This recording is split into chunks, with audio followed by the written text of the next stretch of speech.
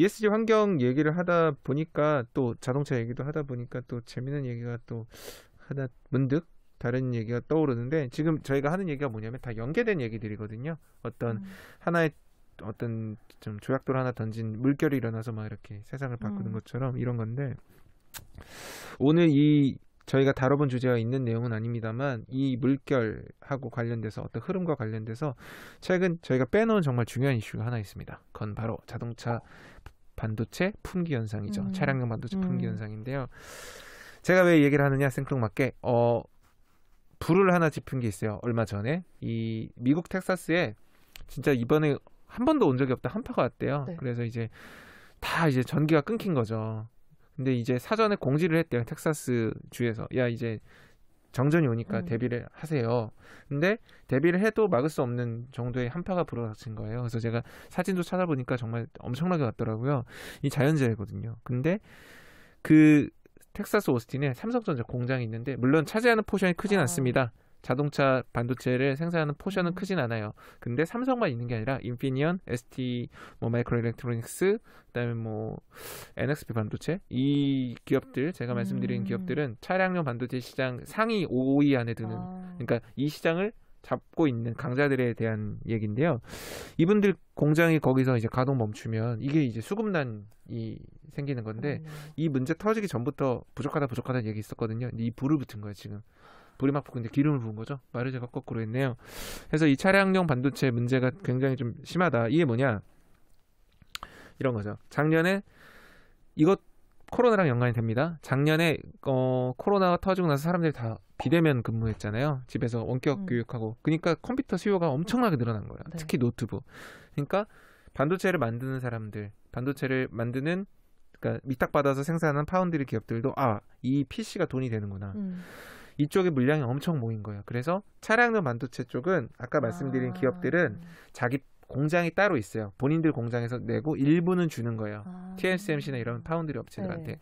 근데 걔들이 죄송합니다.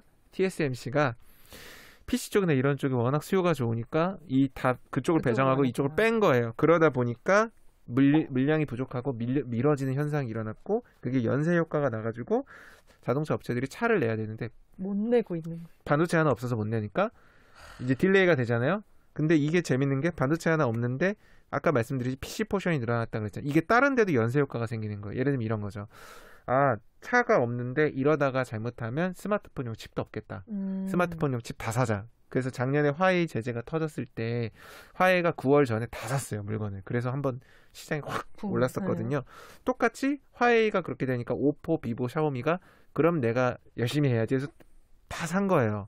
이게 계속 연쇄적으로 반도체 차량 반도체만 없는 게 아니라 지금 다 없는 거예요, 반도체들이.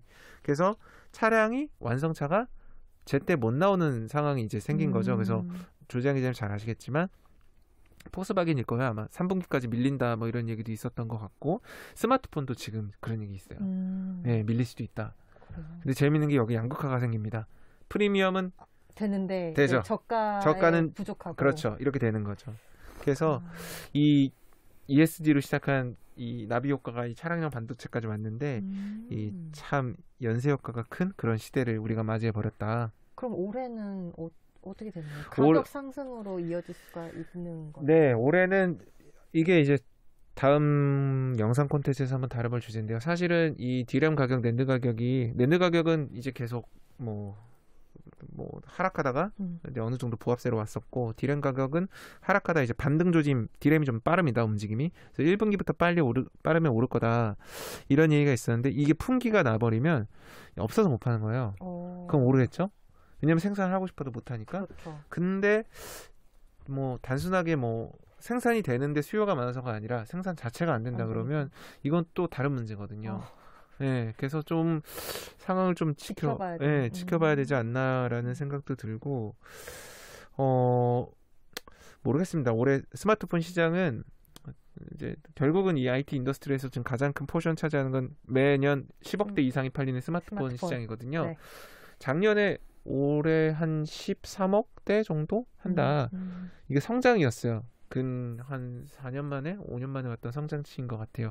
보통 계속 역성장이 일어나고 있었거든요. 너무나 상향 평준화 되다 보니까 근데 올해 좀 반등할 거야. 왜냐면 우리가 잘 알고 있는 보복 심리 때문에, 보복 소비 때문에 억눌린 그 펜트업 효과라고 하죠. 네. 그게 있었잖아요. 그래서 올해 좀 될 거 했었는데 이 돌발 변수를 맞은 거예요, 지금.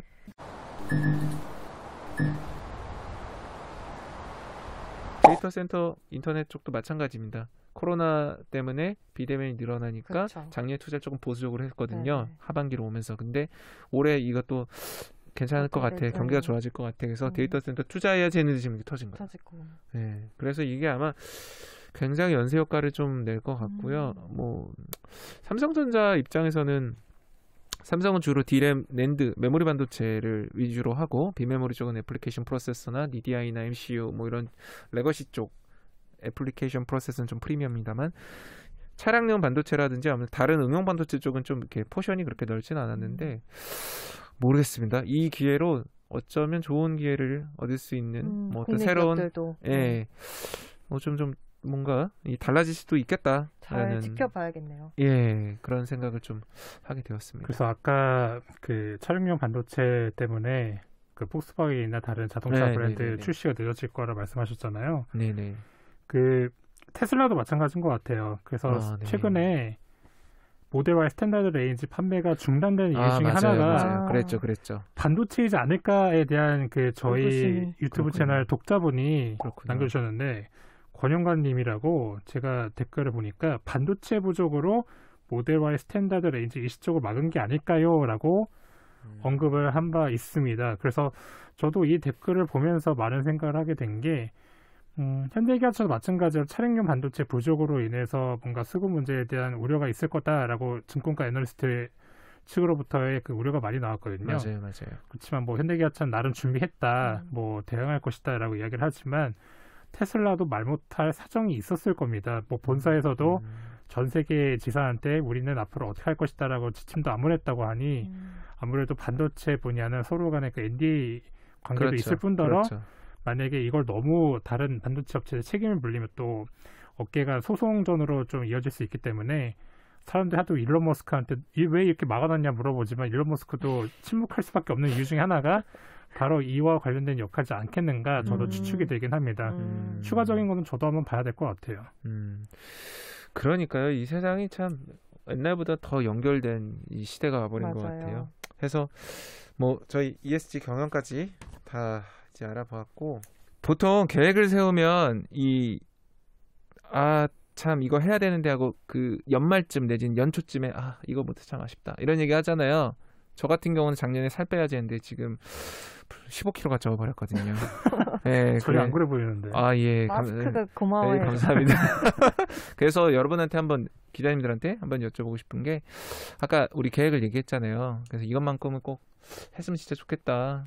아까 얘기했잖아. 아니요, 하나만 이런 거 꼭 한 해를 보냈으면 좋겠다라고 얘기한다면 저부터 해볼까요?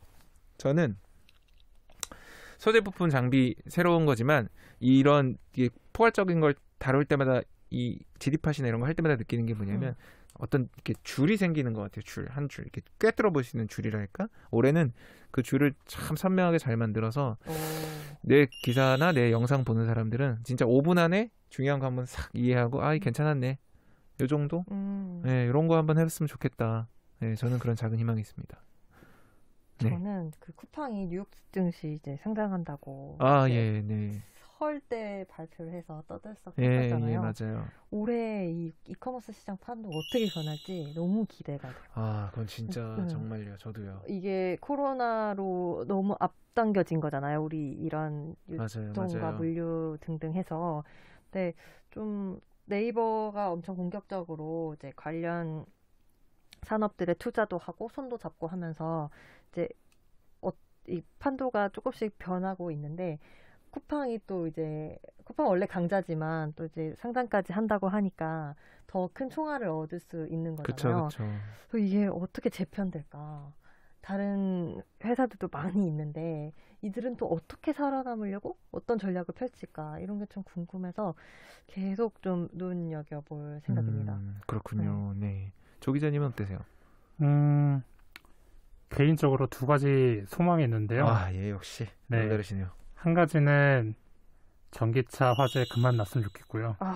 그렇죠. 많이 났죠, 작년에. 그쵸, 맞아요. 제가 전기차 화재가 날 때마다 이게 언제 났을까 한번 되돌아보니까 거의 토요일, 일요일, 주말에 많이 나서 왜 그러지? 주말에 모르겠어요. 이동량이 이게 더 주말에 많아서 이렇게 되풀이되는 것 같아요. 뭐 특정 전기차가 집중적으로 주말에 화재가 나니까 제가 어디 갔다 오거나 아니면 제가 어디 쇼핑하거나 아니면 제가 개인적으로 쉬어서 핸드폰 볼 때 갑자기 누군가가 또 단체 카톡방에 그런 얘기 올리니까 저도 취재할 수밖에 없고 저도 또 소방서에 전화 걸 수밖에 없고 이게 정말 뭐 저는 기자로서 취재할 수 있겠지만 개인적인 바람이 있다면은 빨리 전기차 화재 이슈 해결이 돼서 제가 매번 소방서에 전화 걸어서 사태 파악한 일이 없었으면 하는 바람은 있고요. 그렇죠. 안전을 위해서도. 그렇죠. 뭐 두 번째는 일단 전기차가 앞으로 올해 더 많이 나올 거니까 우리나라 현대기아차와 또 테슬라 등이 서로 그냥 형평성 논란 없이 가장 중요한 거는 정부가 특정 전기차 업체에만 불이익을 주면 안 될 것 같습니다. 네, 누구나 이런 얘기인가요? 네, 누구나 좀 더 적극적인 전기차 판매 정책을 할 수 있도록 공정한 경쟁을 유도할 수 있는 정책 마련이 필요할 것 같은데 아직까지는 우리나라 정부가 그에 대한 생각을 안 하고 있는 것 같아서 아쉽지만 언젠가는 그렇게 될 거라고 저는 믿어요. 네, 알겠습니다. 역시 이 지리팟 첫방 조금 늦게 시작한 보람이 있는 것 같습니다. 이게 이 응축된 얘기들이 막 나오네요. 그래서 조 기자님 아주 훌륭하신 말씀들 포부 꼭꼭 새겨 듣겠습니다. 감사합니다. 예, 네. 그럼 그다음 안희정 기자님, 정말 이커머스 댓글들 막 달렸어요. 위메프랑 나머지는 어떡하냐, 억울하겠다 뭐 이러면서 저도 되게 공감했거든요. 팀원도 근데 이제 IPO 준비한다고 하고 그러니까요. 각자의 방식으로 살아남으려고 할 텐데 이제 그 방식이 어떤 것이고 그러니까요. 또 먹힐까? 그러니까요. 규모의 경제와 이 싸움을 해야 되는데 이게 가능할까? 뭐 이런 게 그러니까요. 좀 주목될 것 같아요. 저도 정말 재밌게 한번 지켜봐야 할 것 같습니다. 그래서 이상 저는 양태형 기자, 안희정 기자, 조지환입니다. 감사합니다. 감사합니다.